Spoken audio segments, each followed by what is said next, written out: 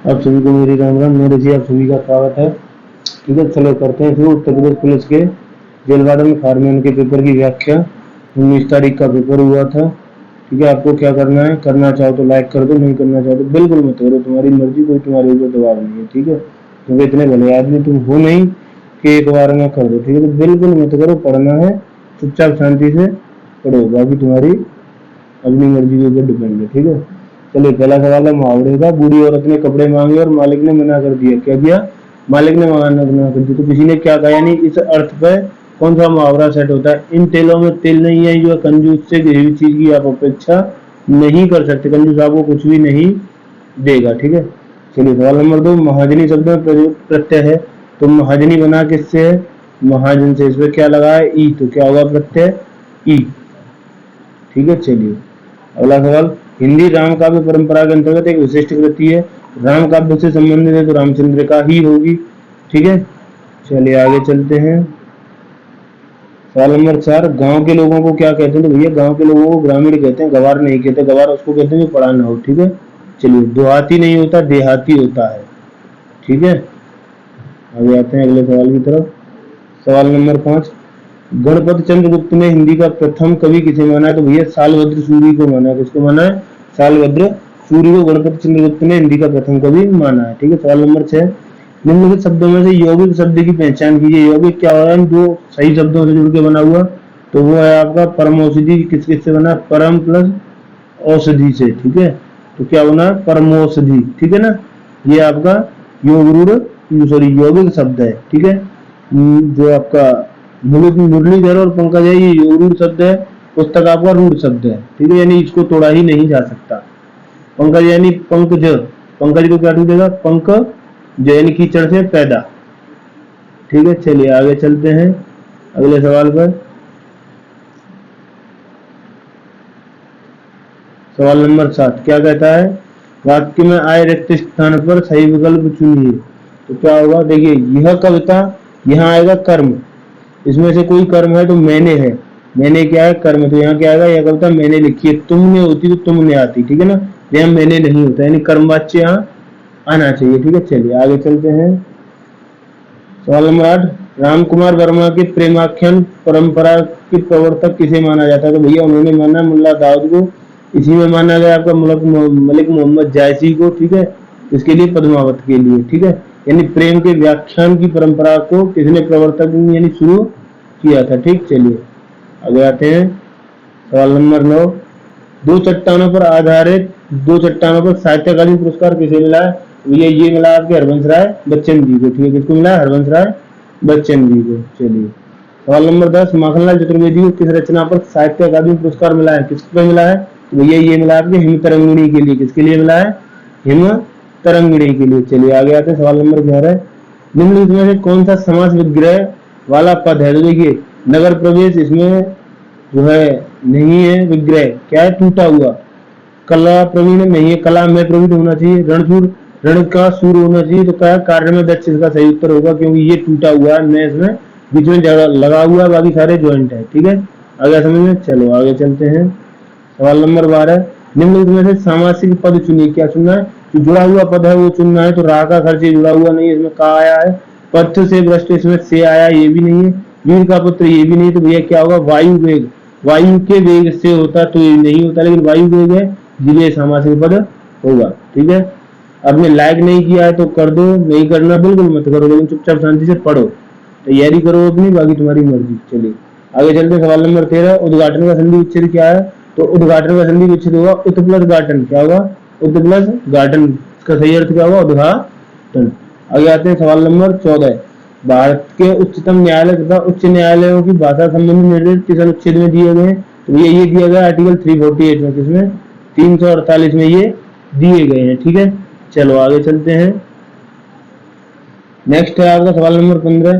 प्रभु जी तुम चंदन हम पानी पक्ति में किस कवि की? तो भैया ये रैदास की कवि है। किसकी जो है पक्ति है? ये पक्ति है रैदास। ये रैदास ने लिखी प्रभु जी तुम चंदन हम पानी। ठीक है, चलिए आगे आते हैं। सवाल नंबर 16 का सवाल नंबर 16 क्या कहता है? निम्नलिखित में से किस शब्द का वचन एक सा नहीं रहता? क्या है? जो एक जैसा नहीं रहता, काका का काके नहीं होता, फूफा का फूफे नहीं होता, चाचा का चाचे नहीं होता, बेटा का बेटे हो जाता है। क्या होता है? बेटे का बेटे हो जाता है। ठीक है, चलिए सवाल नंबर 17 पे आते हैं। मैं घर जाता हूँ, इस वाक्य में सहायक क्रिया कौन सी? क्या है? मैं घर जाता हूँ, इस वाक्य में सहायक क्रिया कौन सी है? ये आपको जो है बताना है। ठीक है, चलिए तो इसमें क्या है? हूँ क्या है? इसमें जो हूँ है ये सहायक क्रिया है। ठीक है, चलिए ये मुख्य क्रिया के अर्थ को स्पष्ट करती है। जाता का हूँ लगाया है उससे। ठीक है, सवाल नंबर 18, जहां दो या दो से अधिक धातुओं का प्रयोग साथ साथ किया जाता है वो क्रिया क्या कहलाती है? क्या होता है? जहां दो या दो से अधिक धातुओं का प्रयोग एक साथ किया जाता है वो क्रिया क्या कहलाती है? वो कहलाती है संयुक्त क्रिया। क्या कहलाती है? संयुक्त क्रिया। ठीक है, चलो आगे आते हैं अगले सवाल पर। सवाल नंबर 19। सवाल नंबर 19 है, निम्न में से सही वाक्य की पहचान कीजिए। क्या करना है? निम्न में से आपको सही वाक्य की पहचान करनी है। मुझे बहुत आनंद आती है, नहीं। मुझे बहुत आनंद आते हैं, नहीं। मुझे बहुत आनंद आता है, मुझे बहुत आनंद आता है। ठीक है, तो ये है बहुवचन के लिए है। इसका सही होगा ऑप्शन नंबर सी, मुझे बहुत आनंद आता है। ठीक है, चलिए सवाल नंबर 20 क्या कहता है? रामविलास शर्मा को साहित्य अकादमी पुरस्कार किस वर्ष प्रदान किया गया था? तो ये रामविलास शर्मा को किस वर्ष प्रदान किया गया था ये आपको जो है बताना है। ठीक है, तो कब हुआ था? ये हुआ था सन 1970 की बात है। कब की हुआ था? 1970 में रामविलास शर्मा को साहित्य अकादमी पुरस्कार प्रदान किया गया था। किसके लिए यह पुरस्कार था? निराला की साहित्य साधना के लिए। किसके लिए? निराला की साहित्य साधना की। सवाल नंबर 21, राष्ट्र में ई प्रत्यय लगाने पर कौन सा नया शब्द बनेगा? तो ये बनेगा राष्ट्रीय। ऑप्शन नंबर सी, राष्ट्रीय। ठीक है, चलिए विज्ञान में कौन सा उपसर्ग लगा है? क्या है? प्रत्यय पीछे लगता है, उपसर्ग आगे लगता है। विज्ञान में क्या लगा है? वे। पीछे क्या है? प्लस ज्ञान। तो क्या बन गया इसका? विज्ञान। ठीक है, चलिए चलते हैं अगले सवाल की तरफ। सवाल नंबर 23 क्या बोलता है? निम्न शब्दों में से क्रमशः पर्यायवाची शब्द होंगे। क्या है? इनके पर्यायवाची क्या होंगे? तो पार्वती है, सबसे पहले क्या है? पार्वती है। पार्वती का सिवा होगा? जी नहीं। रुद्राणी नहीं, छोड़ो, ये ऐसे नहीं करते। टोटल करते हैं सुमन सुता वसुधा। यदि पार्वती का सुमन, पुत्र का सुता और पृथ्वी का वसुधा। पृथ्वी का आत्मजा नहीं होता। ठीक है, आगे समझ में? इस हिसाब से आप इसमें से ऑप्शन एलिमिनेट कर सकते हैं। सॉरी सॉरी सॉरी सॉरी, जल्दी जल्दी में पता नहीं क्या क्या बोल गए। इसको थोड़ा एक्सप्लेन करते हैं आपको। ठीक है,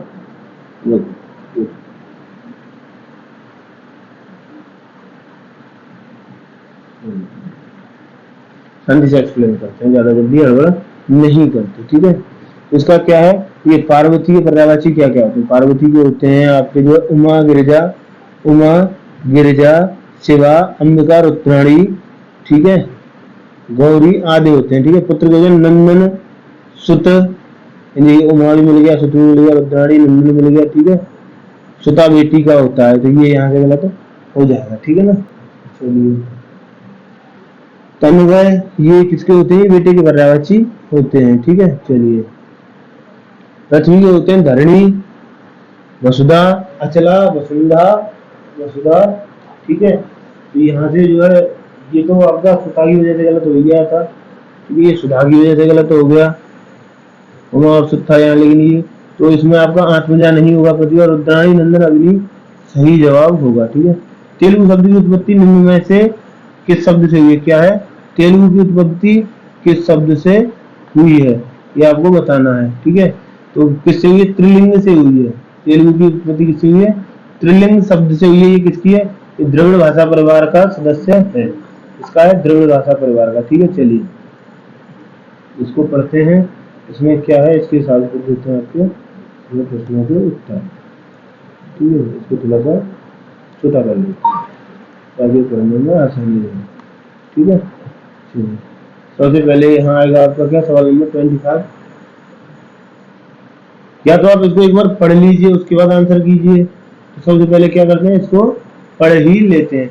विज्ञान और दर्शन दोनों एक राष्ट्र, देखिए यहाँ से, अरे यार ये ज्यादा बड़ा हो गया। ठीक है,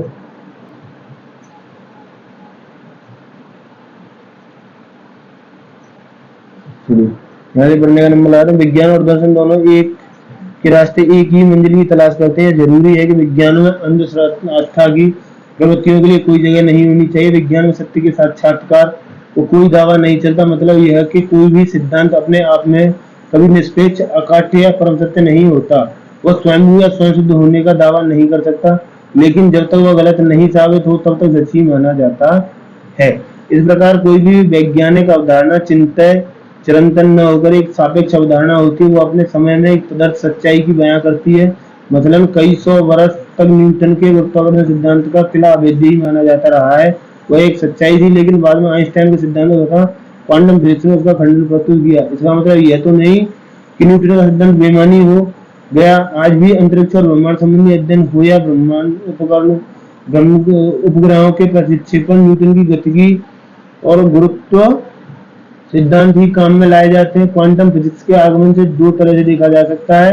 एक, इसने न्यूटनवाद को झूठा करार दिया, और इसने न्यूटनवाद को एक नया अध्याय जुड़ा। तो न्यूटन का सिद्धांत परिष्कृत हो गया, यानी न्यूटन का सिद्धांत जो है छट गया। चलिए आते हैं अपने सवाल पर। क्या है, विज्ञान के संदर्भ में कौन सा कथन असत्य है? विज्ञान सत्य के साक्षात्कार का दावा नहीं चलता। जी हाँ, ये बिल्कुल सत्य है। विज्ञान एक सापेक्ष अवधारणा होती है, ये भी सत्य है। ठीक है। विज्ञान अपने समय की वास्तविक सच्चाई बयां करती नहीं, ये गलत है। विज्ञान और दर्शन दोनों एक रास्ते की मंजिल की तलाश करते हैं, बिल्कुल सही। ठीक है, तो क्या है इसमें असत्य? ऑप्शन नंबर सी जो है आपका असत्य होगा। ठीक है, चलिए सवाल नंबर 26 पे आते हैं। सवाल नंबर 26 क्या कहता है? निम्न में से किसका कोई भी सिद्धांत अपने आप में कभी निष्पेक्ष, अकाट्य या परम सत्य नहीं होता? तो ये विज्ञान का कभी भी नहीं होता है। ये इसको जो है समय समय पर परिष्कृत किया जा सकता है, काटा जा सकता है। ठीक है, चलिए आगे आते हैं। न्यूटन का सिद्धांत किसकी वजह से परिष्कृत हुआ? तो क्वांटम फिजिक्स की वजह से परिष्कृत हुआ है। ठीक है, सवाल नंबर 28। आज भी उपग्रहों के प्रक्षेपण में किसका प्रयोग होता है? तो भैया इसका प्रयोग होता है गुरुत्वाकर्षण सिद्धांत का जो है प्रयोग किया जाता है। ठीक है, चलिए सवाल नंबर 28 पे आते हैं। सवाल नंबर 28, किसने तो न्यूटनवाद को झूठा करार दिया? तो गति के नियम ने जो न्यूटनवाद को, बिल्कुल नहीं, क्वांटम फिजिक्स ने दिया था। ठीक है, हाँ, स्लो में मत चलो, पढ़ा है ऊपर वही देखो। प्रत्येक इस संधि भेद, सॉरी प्रत्येक क्या है? प्रत्येक का संधि भेद का उदाहरण क्या होगा? तो प्रत्येक का होगा प्रत्येक। क्या होगा? प्रति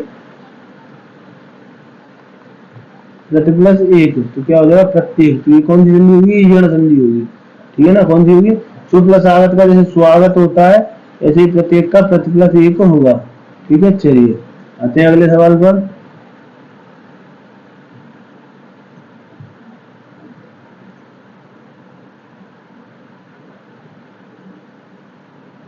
सवाल नंबर 31, कनफटा इस समाज वेद का उदाहरण है। क्या है?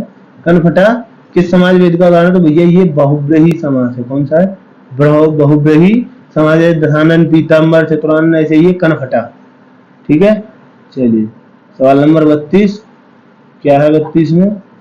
सवाल नंबर 32 है, रमेश चंद्र शाह को विनायक रचना के लिए सन 2004 में साहित्य अकादमी पुरस्कार सम्मानित किया गया था। इस रचना की विधा है, यह किस रचना की विधा है, यानी ये क्या है? तो भैया ये एक उपन्यास है। विनायक क्या है? विनायक एक उपन्यास है। ठीक है, चलिए आगे आते हैं 33वें सवाल पर। हमेशा एक जैसा रहना क्या है? हमेशा एक जैसा रहना, सावन हरे न बादो सूख है। क्या होगा? सावन हरे न बादो सूख है।